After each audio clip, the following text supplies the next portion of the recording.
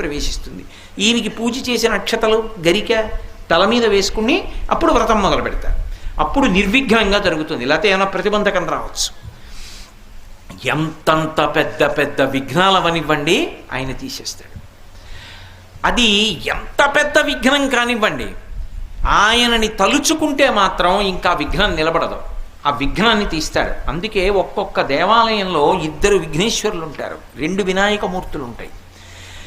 ఒక శివాలయంలో ఒక శివలింగమే ఉంటుంది, ఒక్కొక్క శివాలయంలో 1 కన్నా ఎక్కువ శివలింగాలు ఉంటాయి. అప్పుడు ప్రదక్షిణంలో పానవట్టం దాటచ్చు. సరే, ఇప్పుడు శైవాగమానికి సంబంధించిన విషయం ఎందుకు, కానీ వినాయకుడు సాధారణంగా ఒక్కడే ఉంటాడు, ఉండాలి కూడా. కొన్ని చోట్ల ప్రత్యేక సందర్భాలలో ఇలా ఎందుకు పెట్టారండి అని మీరు అడిగారు అనుకోండి, వాళ్ళు చెప్పలేరు. కానీ ఒక్కొక్క చోట ఒక్కొక్క ప్రత్యేక సందర్భంలో 2 వినాయకులు ఉంటారు. 2 వినాయకుల్ని ఎందుకు ప్రతిష్ఠ చేస్తారంటే